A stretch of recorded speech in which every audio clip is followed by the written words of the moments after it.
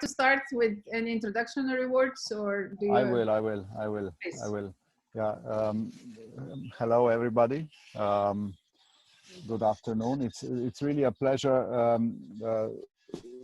initiating this debate on eco-civilization. We are going to be quite numerous this afternoon. And I'm very pleased to seeing names that have been with us in the last sessions, and I'm equally pleased to see new names. Given the fact that this is the first out of the 3 sessions on eco-civilization, we will be inviting others to join in and to take part in the second and the third part, which are going to be held in 2 weeks and 3 weeks respectively. Today we are again on one of the Circular Business Academy webinars supported by the Public Fund for Human Resources Development of the Republic of Slovenia, which we are particularly grateful for. And we are grateful to the fact that the Slovenian Fund devotes financing provided by the European Social Fund and Slovenian Ministry of Labour, Family, Social Affairs and Equal Opportunities to this dialogue. This is therefore a free training program thanks to this support. Allow me to introduce just in a few words a little bit broader context. The Circular Business Economy, the Circular Business Academy does this because we would like to enable entrepreneurs, managers, other experts, investors, and policymakers to embrace circular business model innovation, to create and exchange and share specific competences, specific knowledge, and also build new knowledge related to what we call the new paradigm, or as we will see today, we could also term it the eco-civilization, what we consider the destination where we desire to go. We do this in basically in 3 ways. One way is, of course, sharing knowledge through trainings, through advisory, to best practices, mentorships. We also incubate sustainable innovation systems, and we provide financing or facilitate financing of new innovative business models. Why we are here right now today? We are both motivated and pressed by the change, right?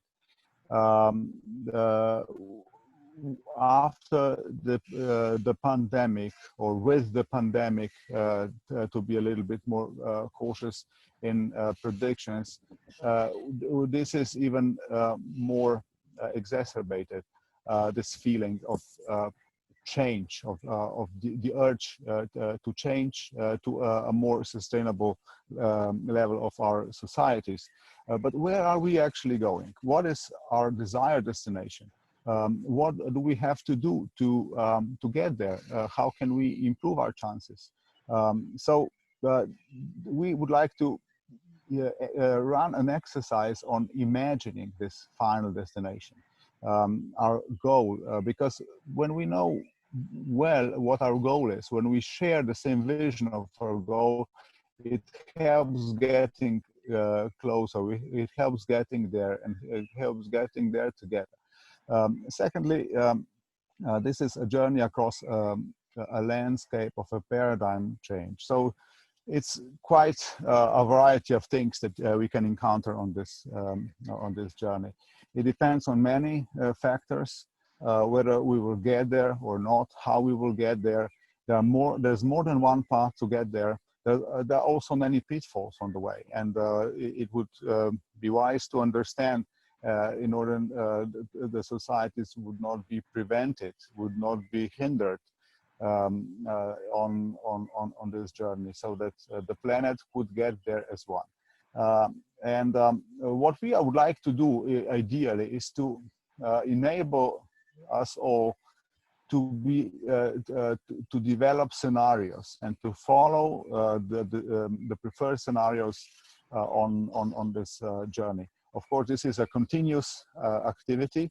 I believe very useful to every practitioner, to every entrepreneur, manager, policymaker, and other people involved in this interesting exercise. How that would be the desired result of this workshop that we are going to roll out in three parts. It will help us understand better the future. How do we develop scenarios? We will do it in a very simple way. We will define critical choices of this journey. This is our homework, to deduct from this debate and further debates, what are the critical choices, the societal choices in the first place, organizational choices, but also individual choices in all this. We would try to align them on our itinerary towards the civilization. And we will define the factors that influence the outcomes at each of the of the choices, of each of the stops, let's call them. We will try to understand how they will influence our choices, what impact they will have, and how they interrelate among each other. So this is how we can combine them, and we can then develop the story in which we believe. There will be some homework to do from this till the next one. You are going to be invited to write a short essay and imagine the desired scenario, and this would be your story. Alternatively, you can also identify and choose 2 articles that explain the rationale of a preferred scenario from your side, why and why they help us understand the future better. And we will publish the best ones at the CBA Conversations section. We will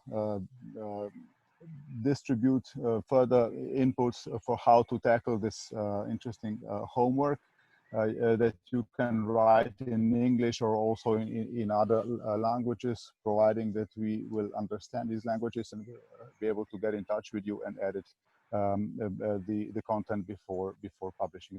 In the next 2 sections, we will be able to discuss further with you in a more active manner, briefly the schedule and interesting speakers that will be with us in the next 2 sections. There's a person who will be with us through all this streak, and I will of course present her in a minute. The house rule, the most important house rule here, is to raise your hand and speak up, or simply use the chat box as you wish.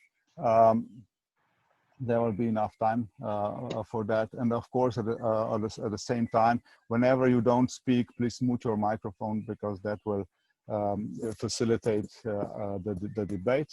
Then do your homework, and there's still time for others to join. So we are registering this session, and it will be delivered freely to anybody else who would like to hop up to join us later on. I think these are all the essentials that you need before we start. So without any more to do, I'm going to introduce our speakers today. There's a person who initiated this this stream of thought. Violeta, from 2014 until 2019, apologies for a relatively small mistake. I'm very pleased to develop the debate on the eco-civilization with her. I know Violeta above all as an entrepreneur, as a thinker, as a writer, as a lecturer, an author, and as a wonderful person who has an incredible capacity to listen, to be mild and at the same time very consequential. And I'm very pleased to having Anne Katarina Berner, a Swiss-Finnish executive and a former minister in the Finnish government for transport and communications. Anna is invited above all by Violeta, and what they told me before we started is that the way how we are going to do it today is how they were developing solutions together. So I believe Violeta will have something more to say about that before we start, and I'm really thrilled to actually slide into the listening mode and hand over the word. So I think it's time, and I would like to ask Violeta to take over the word. Please, Violeta, the word is yours. Thank you very much, Yuri, and hello everyone, and of course, hello Anne. Thank you for joining us in this exciting webinar, which I believe will have far-reaching consequences, because every person that is here today, I hope, will be challenged enough to continue not only the thinking process, but also the process of actions, and co-create the future that we all would like to live in. And when Yuri said that Anne and I have a very exciting history, it's indeed, we were serving during the same mandate. And many times Anne would start with some crazy idea at the time, which of course then together we picked it up, and when we joined forces, the ideas became the mainstream actions on the EU level. For example, Anne started the concept of mobility as a service, from also, of course, from the political point of view. And this is today, and for long years to come, one of the core opportunities and shifts that the, not only European, but the global transport is going through. I don't want to go too deep into the history, but our discussions were never very easy.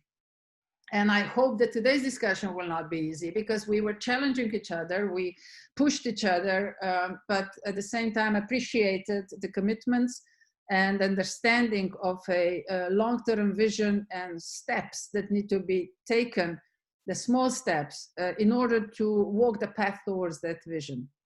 So that's why I'm so happy she's joining me and actually supporting also, as far as I know, the concept of the emerging new, possible new civilization or paradigm, which I call eco-civilization. And before we get into our well-known dialogue, allow me just to introduce to you a few concepts that will help you to sort of blend into this stream of a dialogue, and hopefully with your participation this will become even much richer and even stronger, especially after we walk away from this seminar, and we're going to be again in the day-to-day activities, but enriched with content and visions of today. So let me switch quickly to the screen and just show you a couple of starting points. Here we go.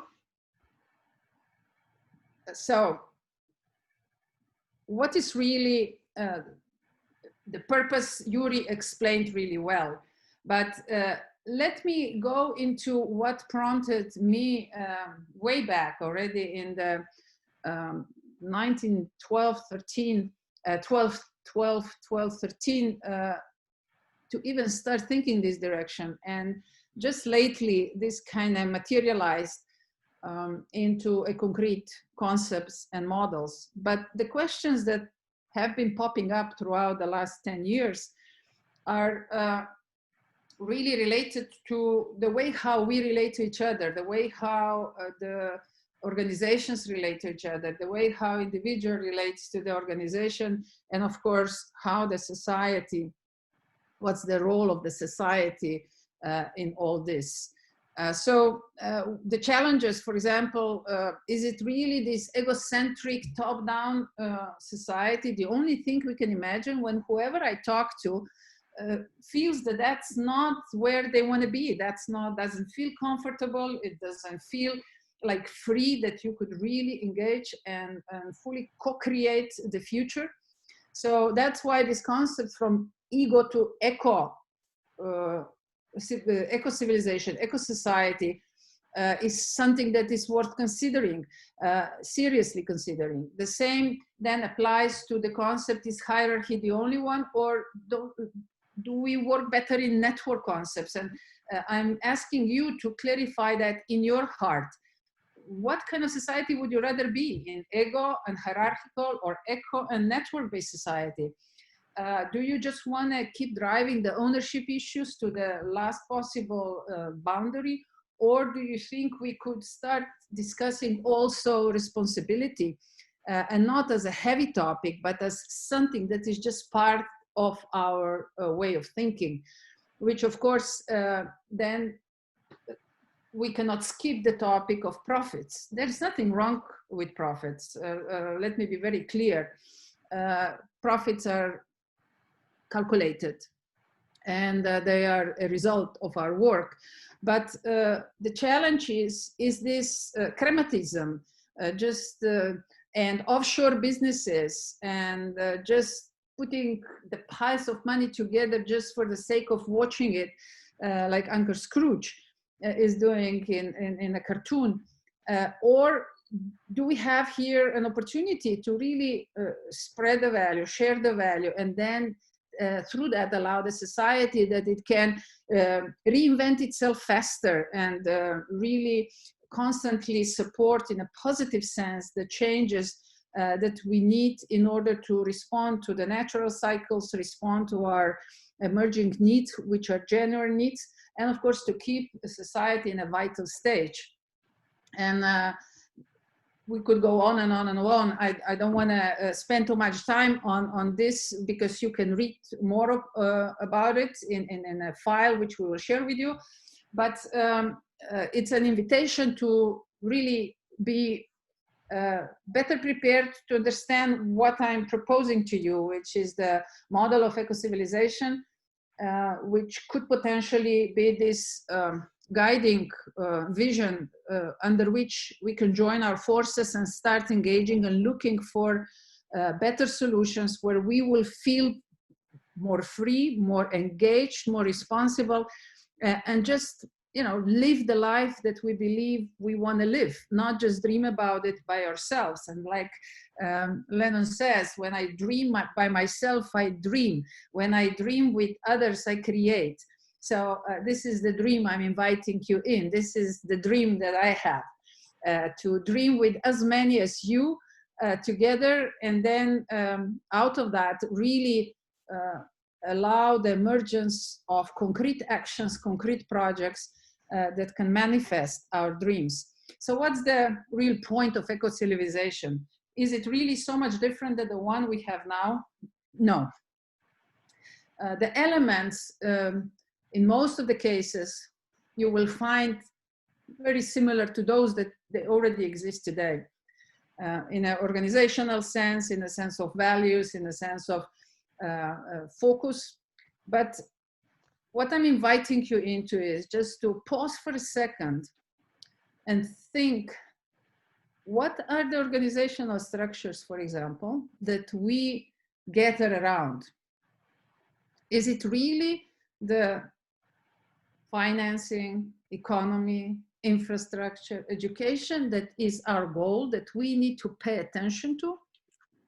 I would rather argue that those are the means and the functions, the attributes with which we have to serve to our society, which, or to us beings, land, relationship, consciousness, society. That's what I propose as the core subject of attention, and all other mechanisms are only the means to serve these basic elements, these basic objects, if you want, or subjects or entities, to evolve on its full potential by, at the same time, respecting each other and engaging under the rules of sustainable life, and in today's day, even more importantly, with a strong circular economy concept. So this is where the shift happens. Everything else is really start of imagination, and see how we can do the best to develop the beings, being people, but also create possibilities for animals, for plants, for on how to live with and keep this incredible biodiversity at hand. That's why I propose for Ecocivilisation a joint far-reaching goal, which is to create out of this beautiful planet Earth and biodiversity, the ecozone full of biodiversity, which is the ecozone of our galaxy, maybe even universe. I really think we are unique. There is nothing like Earth anywhere else. So it's worth preserving and then acting from this starting point. The other very motivating goal is also that our technology, the industrial revolutions, including the fourth one and the fifth one and sixth one and whichever else will come along, can be based on these sustainable concepts and ecological zone understanding that we can populate other planets. I don't see there is anything wrong with that, but I certainly do hope we can create an awareness and consciousness that we don't take garbage into the space like we're doing today. We're polluting every planet we get close to, but that we really take the sustainability concepts and circular economy concepts to space as well. And it's okay if we populate other planets, but let's do them with a full consciousness and awareness of not doing damage, but contributing to the development of much more advanced human society. So these are really the basic elements. So Earth as an ecozone of the universe, population of the universe, and as I said before, relationships at the core, relationship-based civilization. And let me skip then to questions which I'd like to address them together with Anne. Are we the civilization of technological breakthroughs? Are we?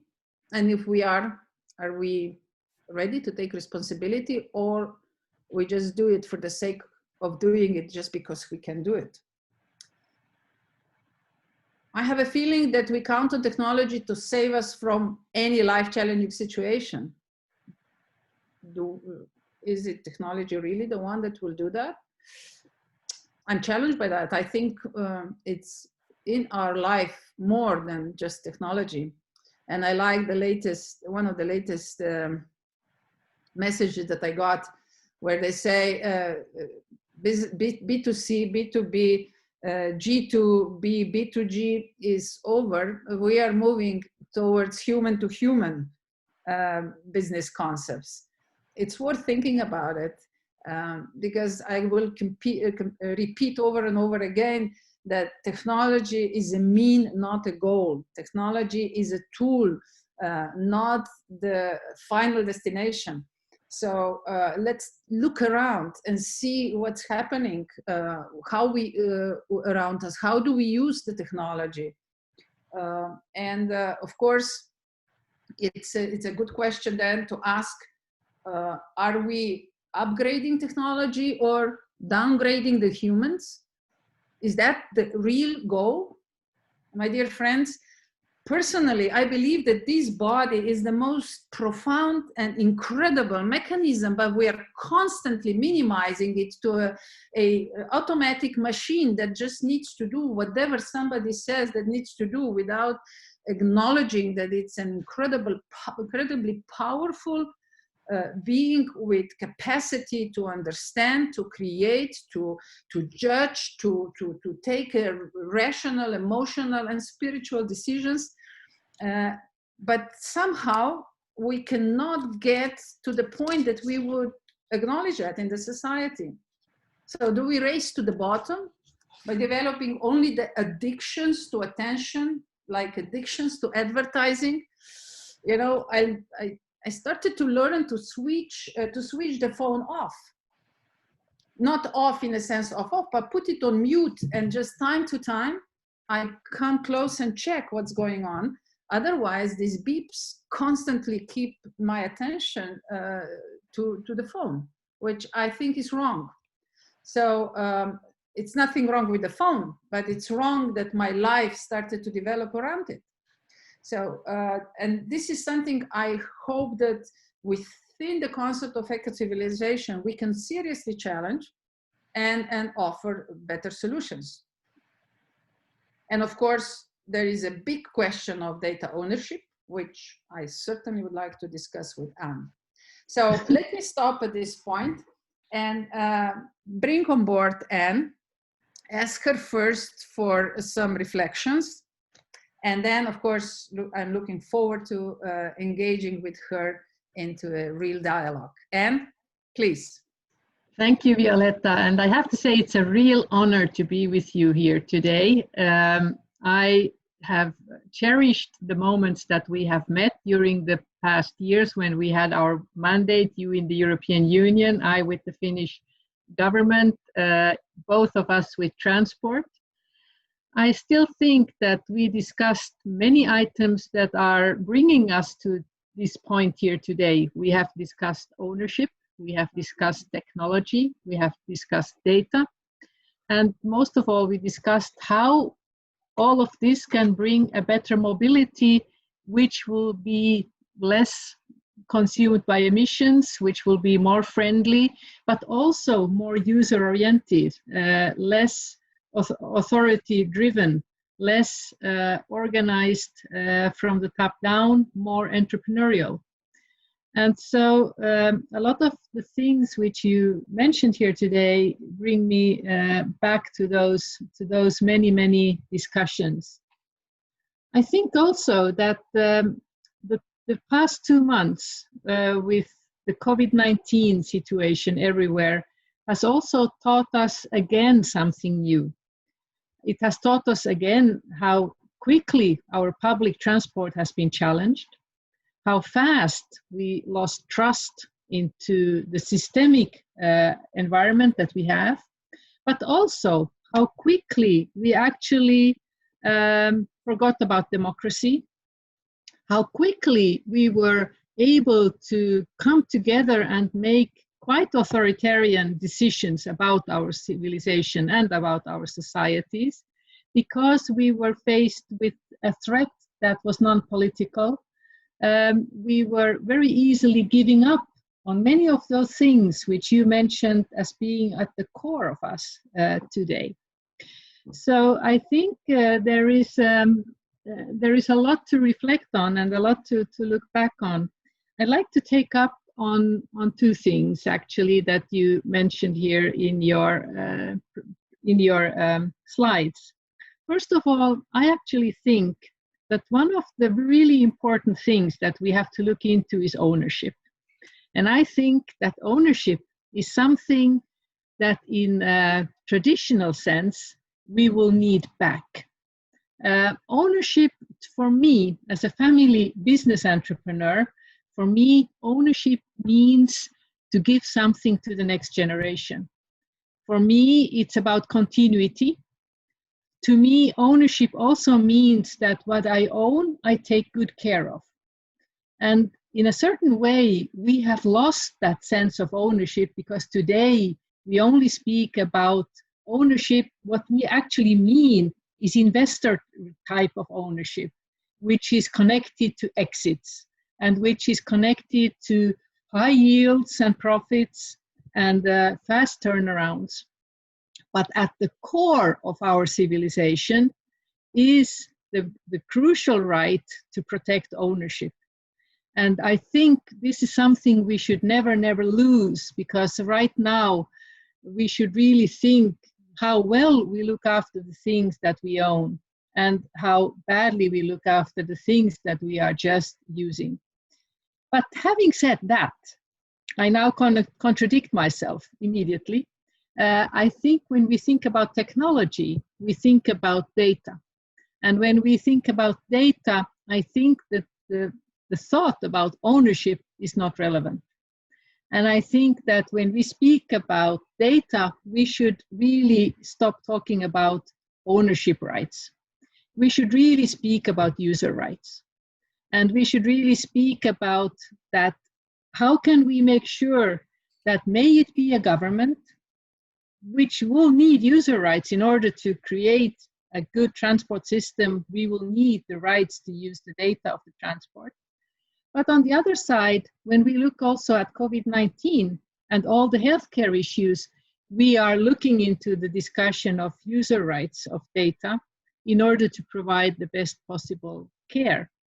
So I think when we speak about data, we have to redefine our concept of ownership, but we should never go away from what we have defined as the basic human rights, which include the high protection of ownership, and we should rethink of what we mean with ownership. And I have always, as a family business entrepreneur, always defended the idea that we should never mix ownership with investor thinking. We should never forget the stewardship that is connected also with ownership. The other point which I wanted to address is technology. I think that when we look back, I think we are easily speaking about the 4.0 industrial revolution, but when we are looking at, we are also about, in a certain way, we are in a phase when we are looking about technology where we say that in its first phase, technology really replaced the human labor, our physical labor. And it made life much easier for us when we didn't have to use our shovels and dig things out of the ground, where we could replace machines in order to use our manual and physical labor. It gave us a prolonged life. It gave us a more healthier life. It gave us also more prosperity. And it took a lot of our people all over the world out of poverty. In our second phase of technology developments, we entered a stage where we were looking at how can we replace some of the manual work that we are doing. Now in the third phase, we are looking at how can we replace some of the intellectual things that we are doing. Artificial intelligence, machine learning. Some of it is to the benefit for us in healthcare, in being able to screen enormous amounts of data, which the human mind would not be able to do. We can have machines look at radiology, at enormous amounts of healthcare data and create better, safer lives for those who don't have access. We have robots to support children when they are walking and standing, whose physics can't do it. We have a lot of things where it's good. But now we come to the fourth phase, where we have already machines learning to think and trying to feel like people. And then we come to a phase where we have to say, where are the benefits and where are the next phase? What is the sort of the core advantage of us being humans? How can we benefit and create prosperity and live a balanced life alongside the technology development, which has brought so much good to us in so many ways? How can we manage that balance? How can we make sure that we are still always looking at solutions where mankind is in charge and not the other way around? And how can we look at the regulation in such a way? And remember the discussions we had on transport, where we said that yes, automated vehicles, but there always has to be a human driver, but he hasn't to be in the vehicle. He can be remote, but always an individual person in charge. Yeah. And this sort of the question is, how can we make, and I like what you say when you say that technology is not the means, is a mean, not a goal. And the question is, how do we use it? And this is really something where right now we are in a position where the COVID-19 has put us all on remote. It has put us all on using Zoom and Google Hangouts and Teams and all these. We are learning social distancing or distant socializing, and we have to adapt ourselves to a new normal, which is very much now orientated by technology. We learned it in a few weeks. We have completely adapted already. And now really the question is, how do we now move forward? And how can we make sure that we develop the right technologies and that we learn in a certain way to find the right balance in this discussion? What do you think, Violetta? And this is a great little break and move towards our dialogue. Let me just briefly point 3 elements that you raised that I would like us to have a discussion on.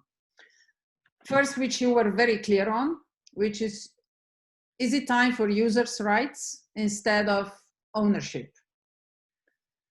Yeah, and we saw that, for example, in China, they understand in most of the cases ownership, especially of data, as a state ownership. Yeah, in the United States, whenever you talk about data, you most of the time talk about corporate ownership and sometimes state ownership, but never about what EU is trying to do. And it has, of course, a lot of obstacles and difficulties to introduce that, but it's a very healthy alternative to the other two, is that we move away from a discussion of ownership, as you invited us today already, and to move towards users' rights.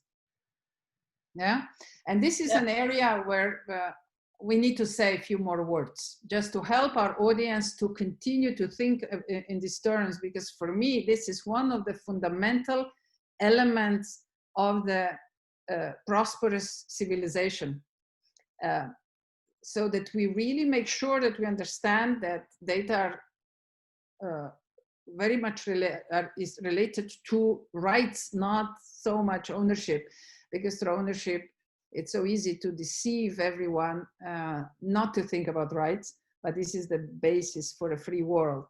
Mm-hmm. So would you mind if we first discuss that, and we will come back to your question as well. So I know you have a very strong position on it, and we were very vocal in defending it on an EU level.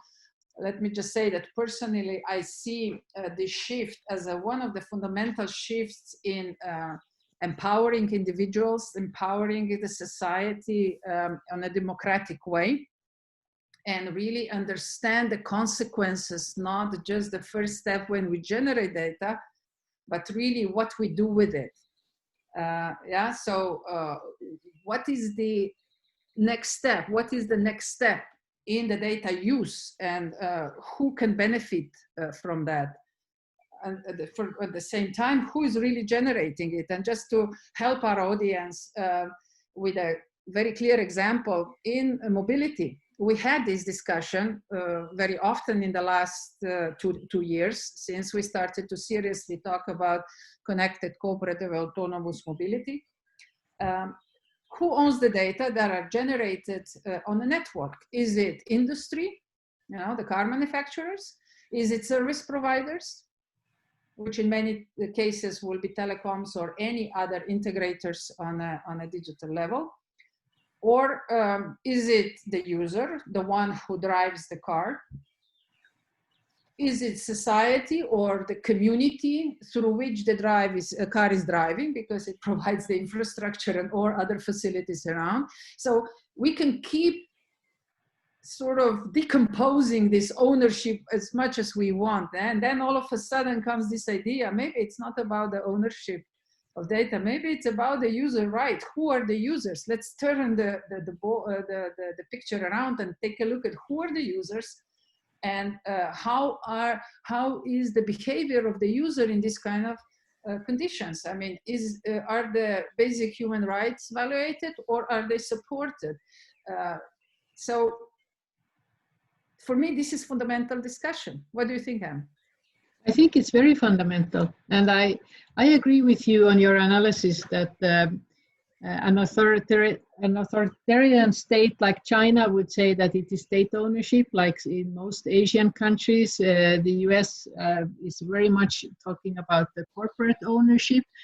I think the approach that the European Union and the EU in general has is about the user's ownership and the user's rights is the right direction.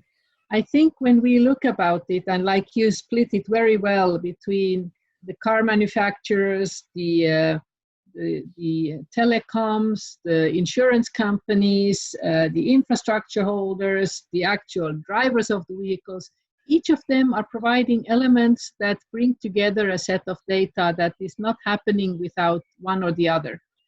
And so the users, the data ownership becomes a complex issue. At the same time, we think in a European context that the user, the driver of the vehicle, has to have a right to his own privacy on the one side, but also has to have a right to the data that is created by the choices that he or she does as a driver of the vehicle. And so there comes a certain idea that if you take the retail, for instance, we would say automatically that the choices that we do as consumers are our choices, they are our data, they are our means that we create. But at the same time, we are, of course, enabled to do these choices by many operators. But I think data is becoming more and more a currency in a certain way. And it's a cliche in one way, but we are already today in a situation where we as individuals get advantages if we give our data. And so we trade with our data, whether we like it or not. We are already trading our data. We are collecting points, or we are getting advantages or discounts or others by sharing our information. And so I think the idea of having what we call in Finland the concept of my data, where we say that basically the individuals are the holders of the data, and we have to agree on user rights for all the parties that need the data in order to be able to make the society function in a certain way. There is no automated transport systems without that we agree on user rights for the data. We need to know how the vehicles are behaving in order to create an automated transport system. An automated transport system, on the other side, will then lower the costs, make sure that there are less assets in the transport system, and on the other side we have less emissions, and it's for the environment more friendly. So the society and our government will always have an interest in certain areas: transport, education, healthcare, housing, energy. Let's say in these sectors, as a society, we have the interest in the common interest of us all, that we have access to the data so that we can create the services in a way that they are the most friendly for our environment and that they are fighting climate change to the best possible extent. But so we have to find agreements on how to move forward. And I think the best level to find those agreements is by using the individuals, us as citizens, as the key holders of the data. So we are basing in Finland the idea that we have my data and we use our data, and we have to agree with the parties that are using our data. And those agreements we can build up in two ways. Either we opt in or we opt out. And I think that's sort of another fundament which we have to address as a civilization. Yeah, and this is an important point. Let's explore that in a very concrete environment. What I've been very much challenged with during my mandate is when the global sort of platforms started to evolve. And these global platforms, the only interest was to have the complete control over the consumers or users' data and financial flows. Yeah. Yeah. We know who we are talking about. We're talking about mobility platforms. We're talking about touristic platforms for renting apartments or flats when you travel and similar. The typical situation, which of course became a very challenging one, is that these platforms were run from somewhere, from some sort of global location, most of the time from the location that gave them a big tax break in order to take global dominance. At the same time, they were only paying really low-cost jobs which were delivered in the local environment, without ensuring any kind of education, no social security, no really workers' rights, if you want. And above all, they were using the infrastructure in the local environment, built by local taxpayers' money, which they never paid anything for, because all the profits, all the money was taken somewhere else. We're going to just leave it at this point, wherever these profits ended up. So this is really the story about data, isn't it? It's a story of who owns data and who makes money out of this data. What do you think? I know this is one of the sort of it's one extreme end, which was enabled by the data that was available, by creating algorithms which became extremely successful and easy accessible. The question now is, how can we cannot undo the development, but the question is, how can we make it a more sustainable development? And I think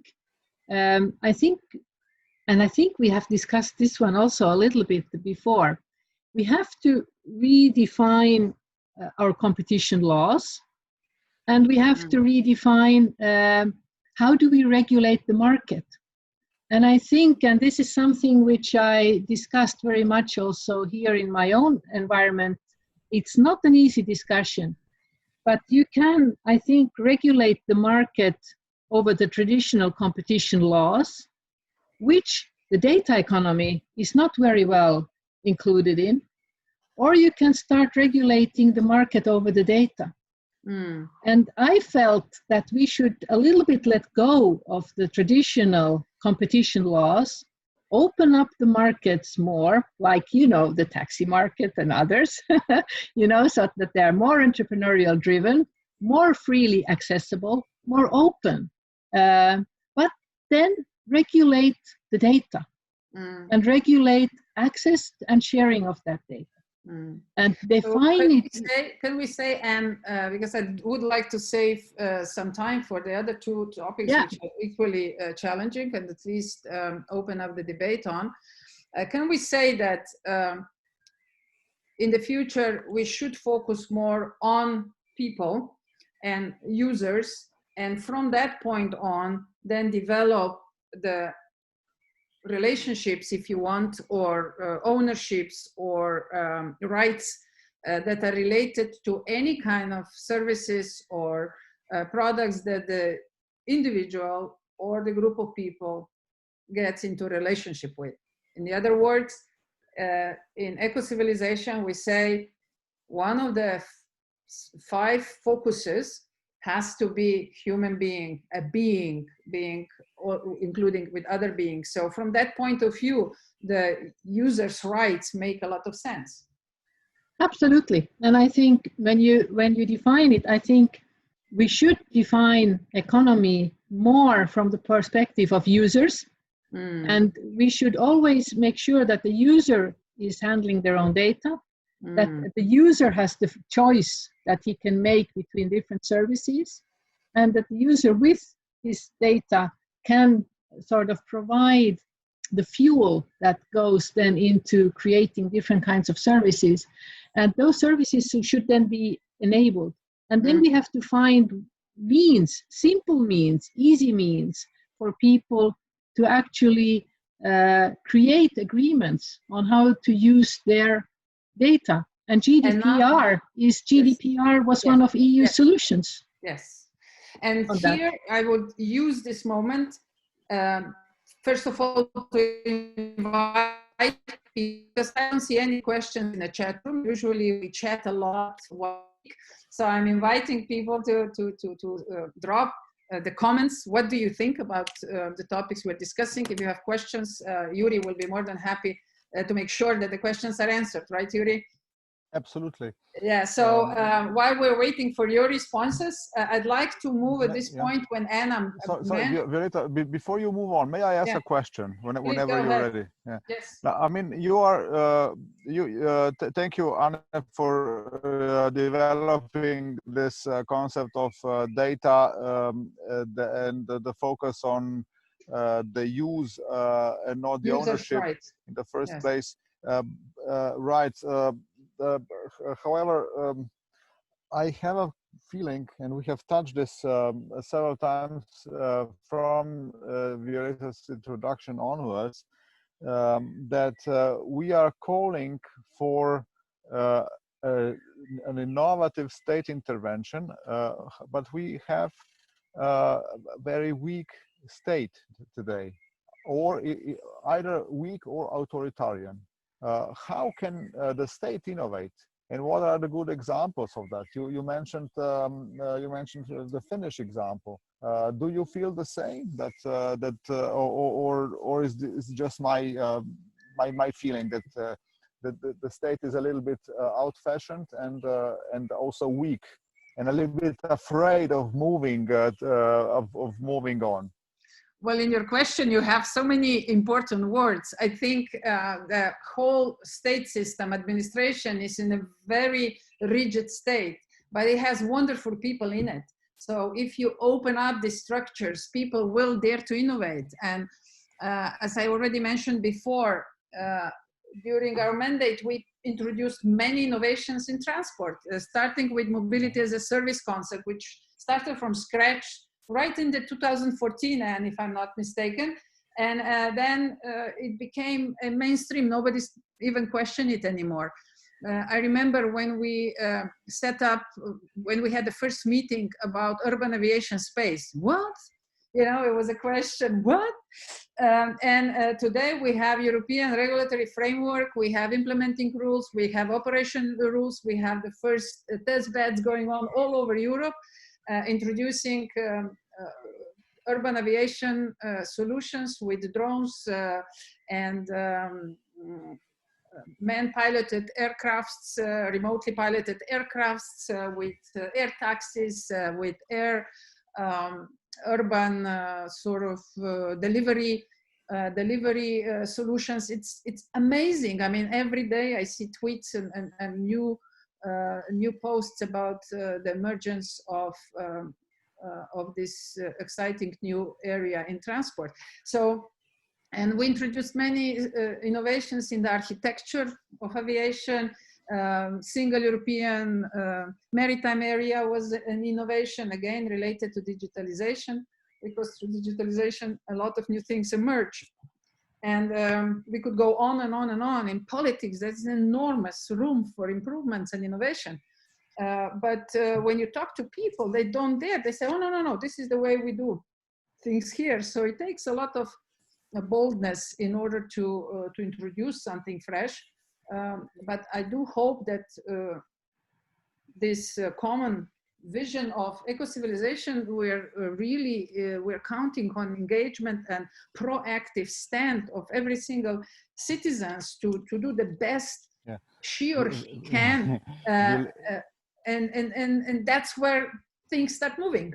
Yeah, Violeta, I know you are incredibly optimistic, and I don't even dare to beat you in that. But let me try once more, okay? Let me have another try. I think this was a wonderful introduction, and I will try to simplify it and put it a little bit in our context.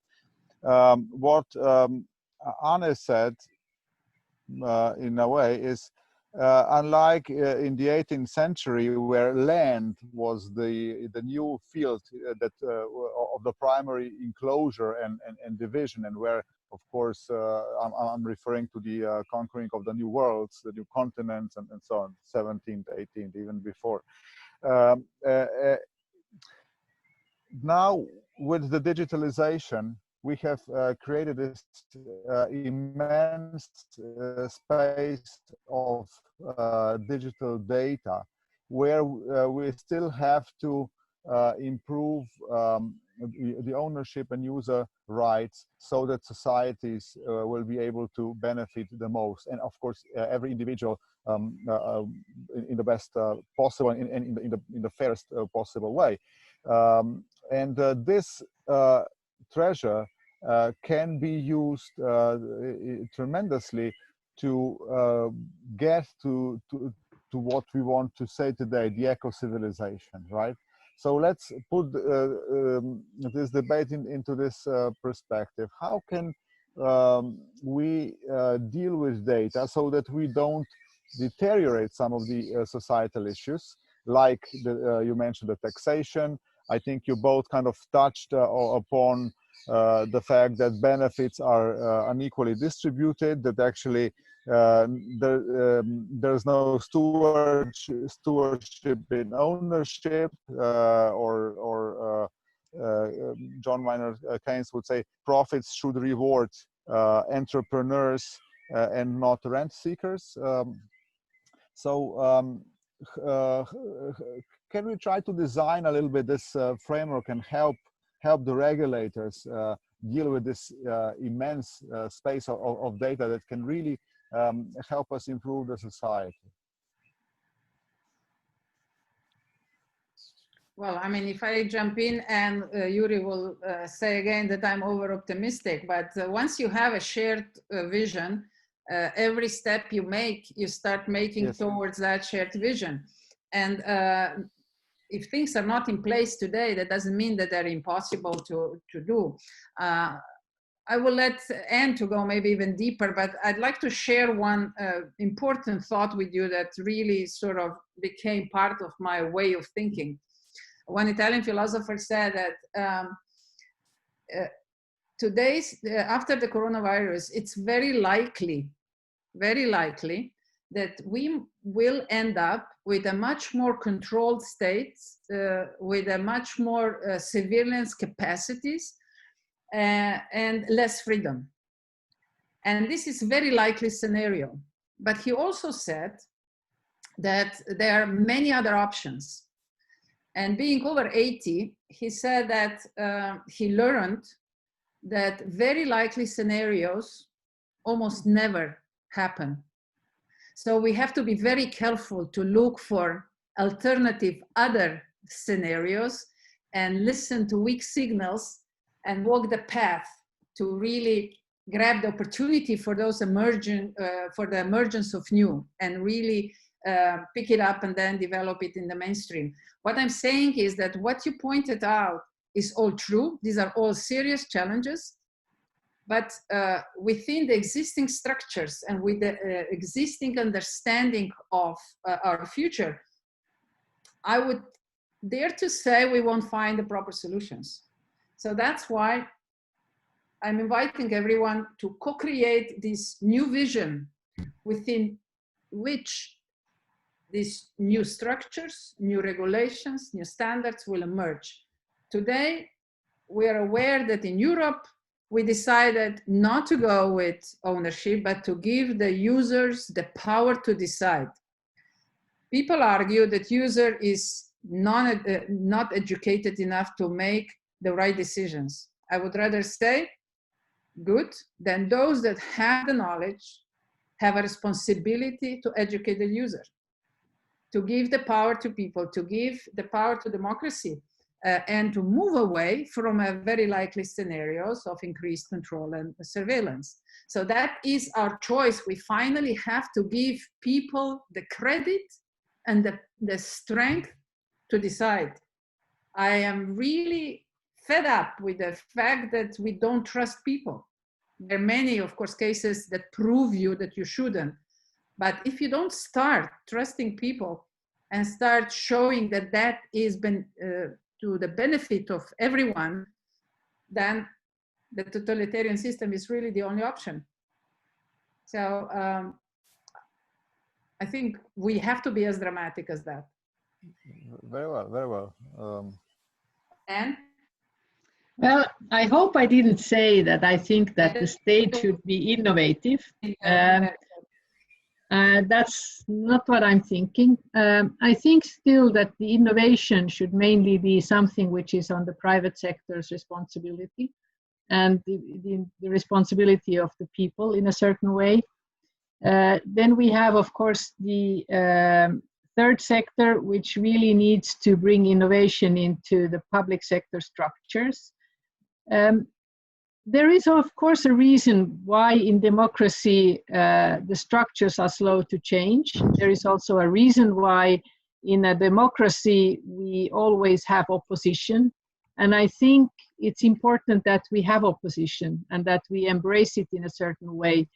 And I think it's also extremely important that we are learning in a society to tolerate difference of opinions, and that we should have a very high level of tolerating different views. And so I think one of the problems in many of the European countries today is that we have a very low level of tolerance, and that we are not very much accepting opposition, and that is not healthy for the discussion of democracy. And this is why I'm also worried, exactly like Violetta said, I'm worried about the COVID-19 and post-corona time, where we are much too unanimous in many ways of how our governments have been dealing with the healthcare problem, which we all say that it's important, of course, to deal with the healthcare issues, but now that the healthcare crisis is moving on and it's becoming the new normal that we have a healthcare crisis, we are finding ourselves in an enormous economical crisis, and that is much more difficult to resolve. And in order to resolve our economical crisis, we actually have to change also our structures. We have to look towards digitalization and technology developments, because it's the only way that we can afford to really create the next level of services for our societies. And in that sense, we of course need to make sure that there is enough room within the system to create services based on new innovations. And that is sometimes a little bit the problem, where we have too much regulation. But one of the things which I learned as a minister is that I was always told by the corporate side and the private side that we want less regulation. But when you try to take away regulation from a certain sector, they are screaming enormously that, please deregulate, but not my sector. So every sector wants to be protected by regulation and having some sort of advantage. And even today, now that our governments are insecure about how to reopen restaurants, the restaurants are all saying, we want to have very clear rules, instead of saying, let us be without rules and let us base it on our responsibility. And let us be responsible as entrepreneurs. Let us be responsible as consumers. Let us be responsible as members of our society facing a healthcare crisis. Let us look that if we are up in the north where we have no coronavirus at all, let us keep our restaurants open. Look, here we have more, let us behave in a different way. But no, everybody wants to have the rules from the government. And this is a little bit, our own creation. We also need to, as citizens and as corporates, trying to create more responsibility. And that responsibility I call ownership. Taking ownership. Indeed. Well, and in this, respecting your position and tolerance could be stewardship in politics. I Yes. would say it's a very nice words that you're saying. Thank you for that. Yes, we will take the responsibility with us. Yes, please go. I'd like to open yet another issue, which is very much related to not only to technology, but also to democracy and overall society, but so close to the challenges of technology. First, I'd like to, I hope, Anne, I speak in the name of both, and also Yuri, that even in a new eco-civilization, technology will play an important role. Mm-hmm. Yeah?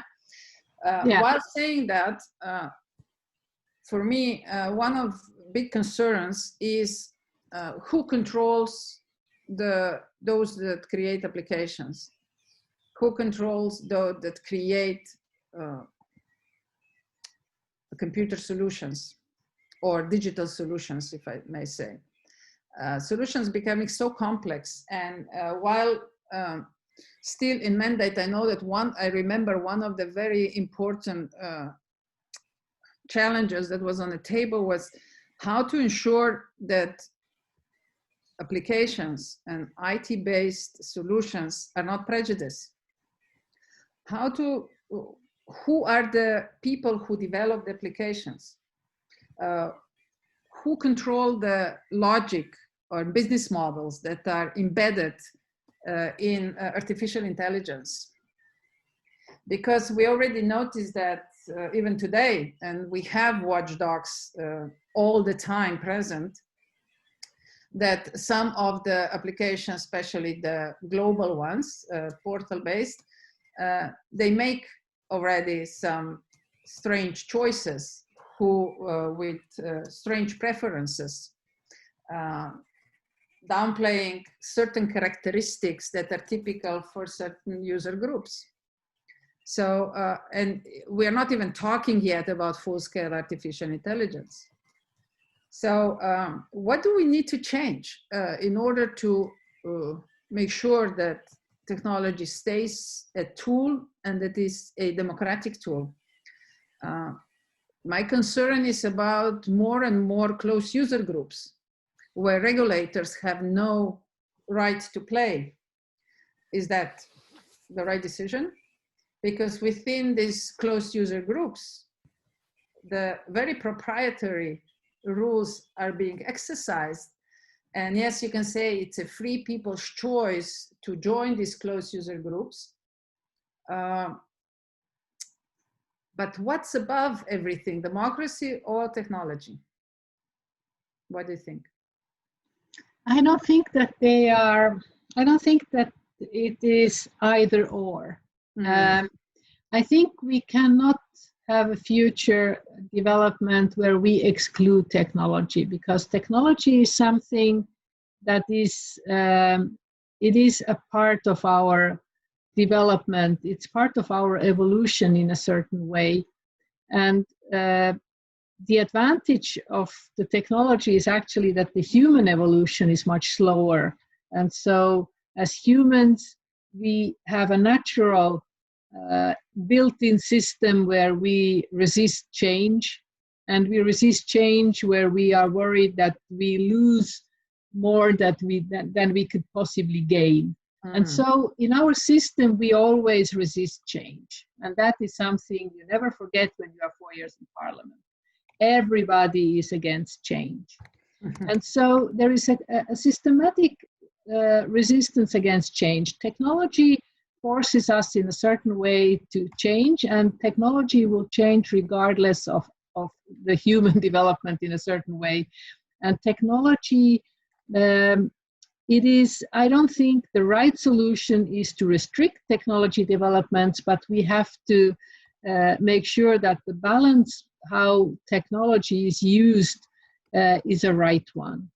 And in order to do that, we have to first and foremost make sure that we regulate the data right, so that we have the user rights and the my data concept in place. Secondly, we have to make sure that we make sure that our education is good, so that we are able to handle data, so that we can actually analyze data, read data. It is a basic fundament that we need to understand, is that in the future people need to be able to read data like they read today alphabets. We have to be able to understand what data means and to analyze it in a certain way. This is very much also skill question. We also have to make sure that we don't require skills in education that are no longer necessary. So because we have so much data available, we don't need to learn it by heart anymore. So we should also go away from those requirements in certain ways. We also need to make sure that algorithms are based on transparency, so that, and this is something that regulators need to agree on, so that algorithms need to be transparent. And in order to do that, we have to find out, again, I come back to what I said before, we have to redefine our competition laws. What is today a fair competitive advantage?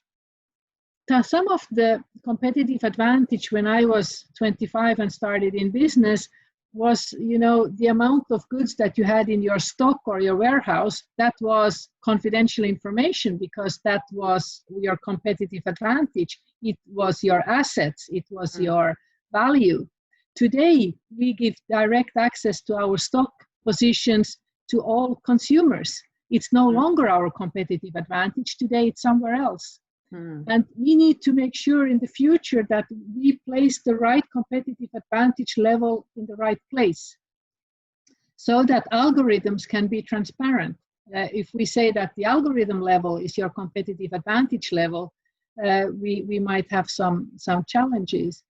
And then I think also that we need to somehow make sure that we have all the liability issues in place, so that we can say that whatever happens because of machine learning or artificial intelligence, there is always a human responsible. And so the liability insurance issues have to be correct in that sense.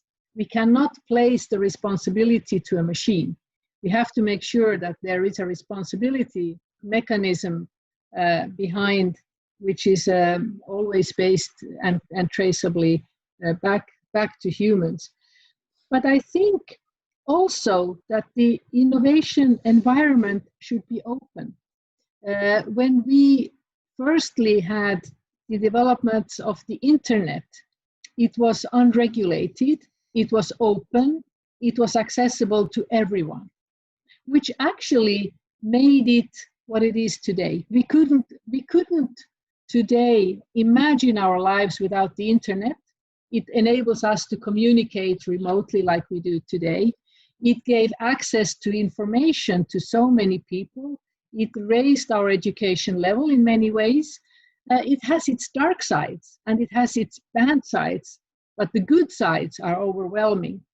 And so the question is, how do we create a similar approach to the artificial intelligence and machine learning issues, where we can actually see the good that it can bring and we can contain the bad that it is? And I think in order for that to be, it has to be very open. And can I jump in here? Yeah, can absolutely. I jump in just for a second? Because this comparison with the internet is really, really important for the concept of eco-civilization as well. When internet was designed, there was a very clear vision. Let's forget it that it was in the case of the nuclear war, but yeah. The concept itself said that no matter which part of the network gets affected, the rest of the network has to work. So with the old technology prior to TCP/IP protocol and internet-based structures, this was impossible to ensure. But with the internet concept, I see as a really good example for the technology of the eco-civilization, where each node is equally powered and it has pretty much the same rights regardless of how big the corporation or individuals are behind it. So it depends only on the number of connections and the attractors that this node has, if we take a look at the structure of the net. Yeah, so from any part of the world, you can access any node that has an IP address on the internet. So for me, that is a truly democratic tool. Of course, like many other things, it got misused in many times, and darknet got created. Yes. But here is the challenge of the transparency. If we had a full-scale transparency from the start, and this is something we can learn from the experience of internet, that would no longer be an issue. So internet concept is distributed completely sort of equal opportunity concepts with a full transparency as an upgrade could be a very good guiding principle for the future of technology for emerging eco-civilization. Yes, I think so. Yeah, and it's also a very powerful concept in a sense that it empowers people. So it's not dominating, but it offers a space within which people can engage. Yeah? Yes. What do you think? I like what you say. I think this is somehow the way that the thinking needs to develop in sort of that direction. Openness, transparency, equal access. And so some of the elements cannot be a part of the competitive advantage of a corporate. Yes. But and when you get past that, then sort of the equal access is still the one thing which I think is extremely important. And there, I think, unfortunately, a lot of governments have problems in understanding that equal access, for them, it means a liberation of the market, and that it means, you know, a very sort of liberal way of approaching.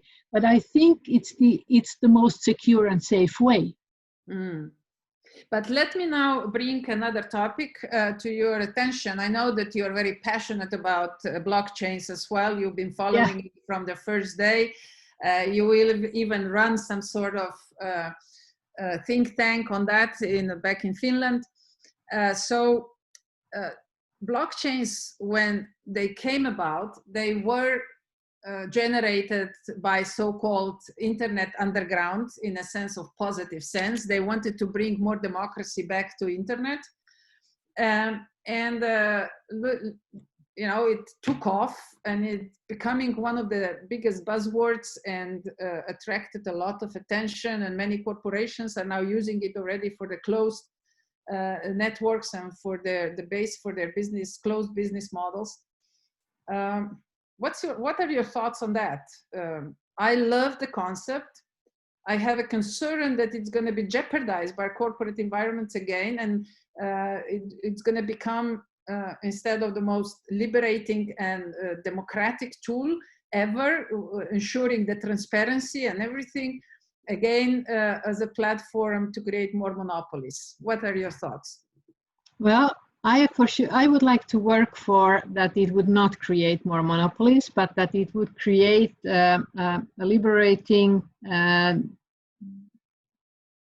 a means, again, in a way that we can ensure openness and transparency. And I think for me, blockchain is something where we can actually really support openness and transparency by creating traceability. And in that respect, I think it will be extremely important for circular economy to have the traceability. I think it will be important development for real estate. I think it will be very important for healthcare. So we are very much in fields which are not necessarily that much dominated by corporate for the time being.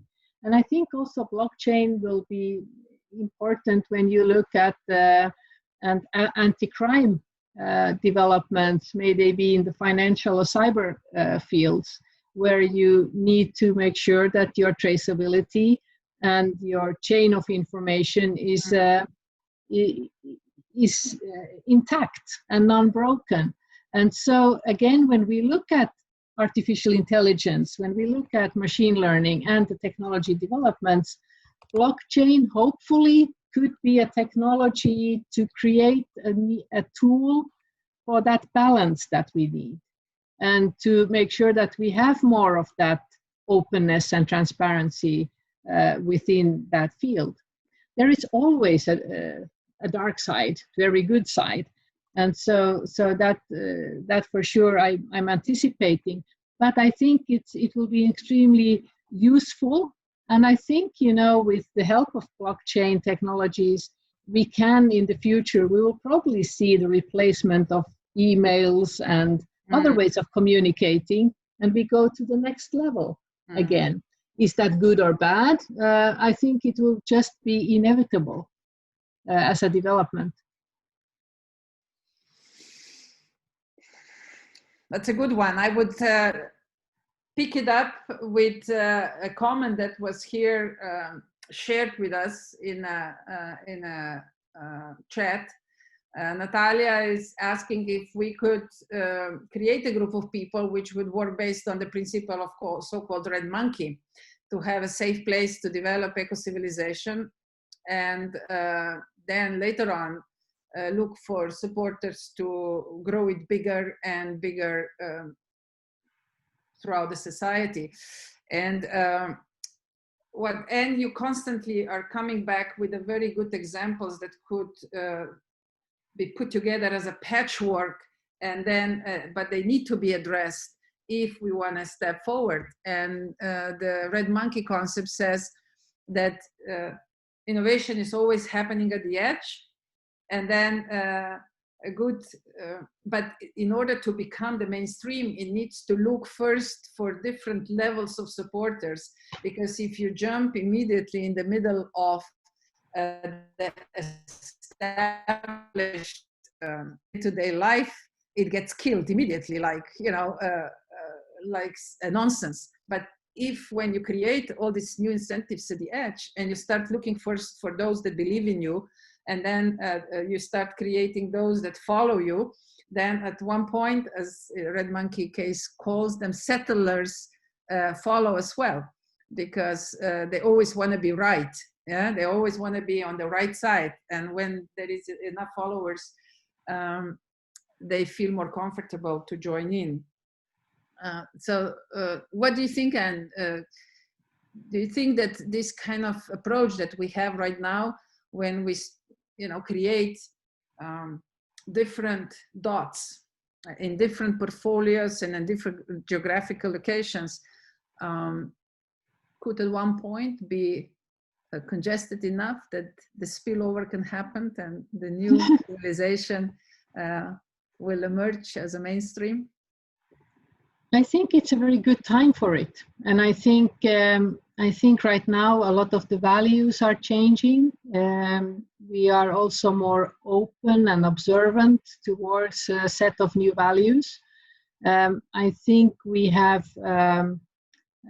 in a post-corona time, or in a corona time where we are still in it in a certain way, we are much more connected to our families. We spend actually more time outside offices, outside our workplace. We have had to adapt into a different way of working, a different way of communicating. But also we are reminded of how important it is that we have relationships. And at your core, you say societies are about relationships. And so I think this is a very good time to remind, and people are open towards intensifying the value and need of relationships. So I think Ecocivilisation has a momentum right now, and it needs its forums, and it needs to be discussed, and it needs its messengers. Maybe there are some among the participants as well. Yuri, back to you. We're almost at the end. We cannot hear you, Yuri.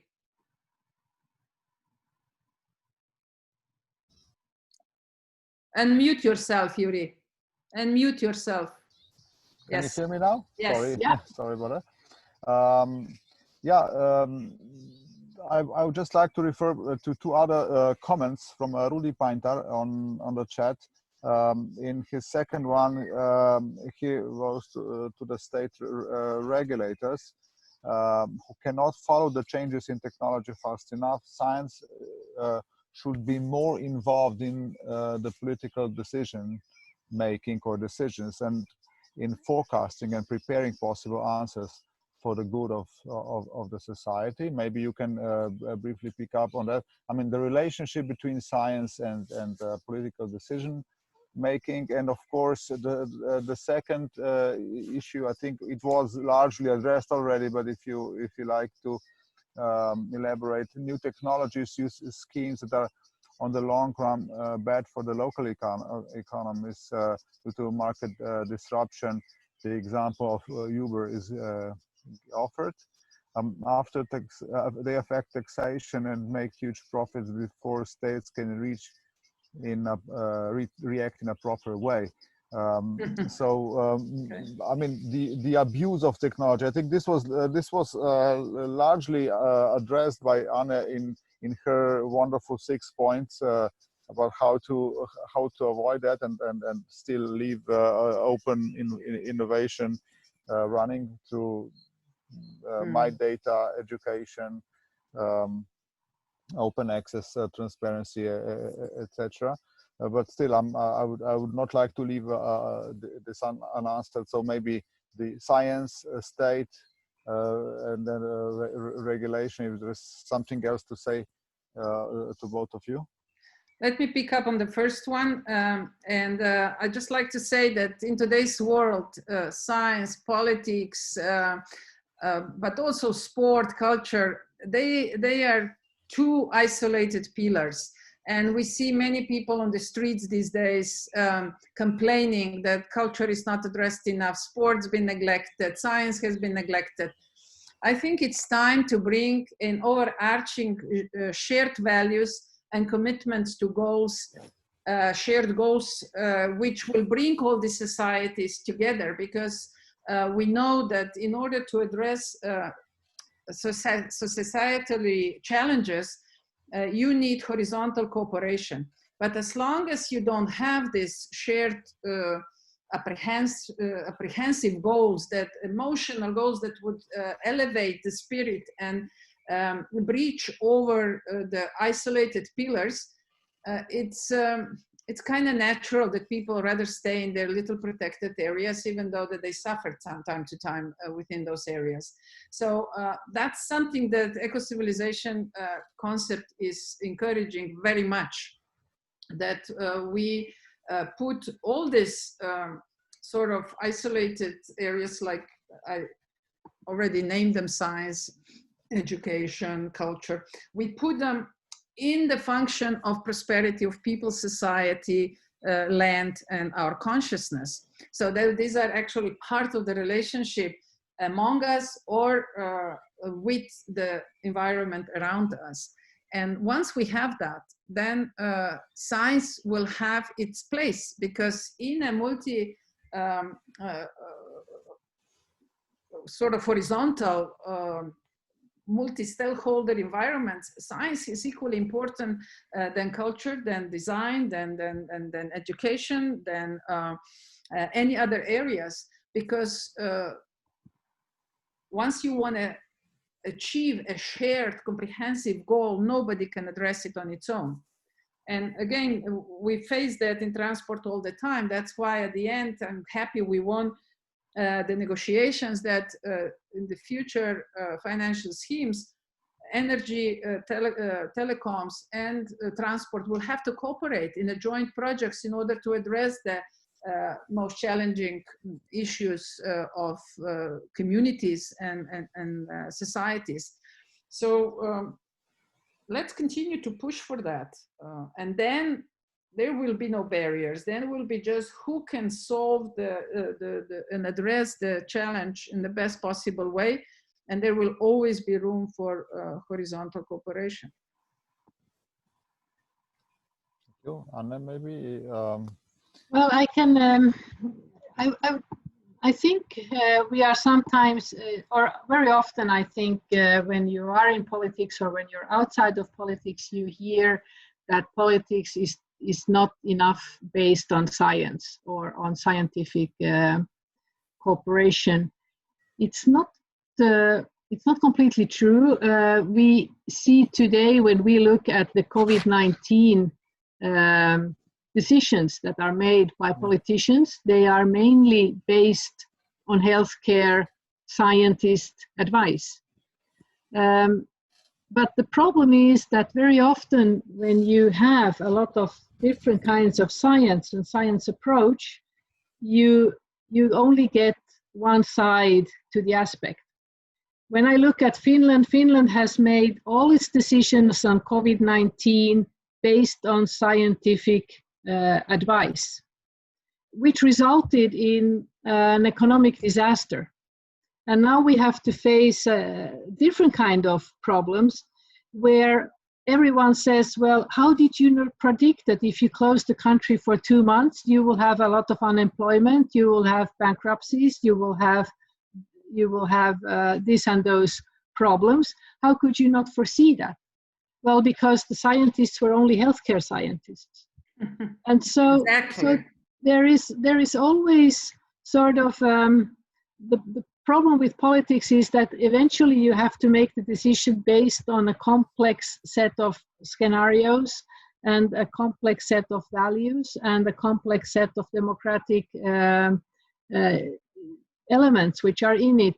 But I don't think it is never completely without any factual base, but the result might be something different. Okay. And it is not. It's not an easy. It's not an easy task. And you know, I sometimes felt that I have been an entrepreneur all my life, and then I was 4 years in politics, and I'm back to being an entrepreneur.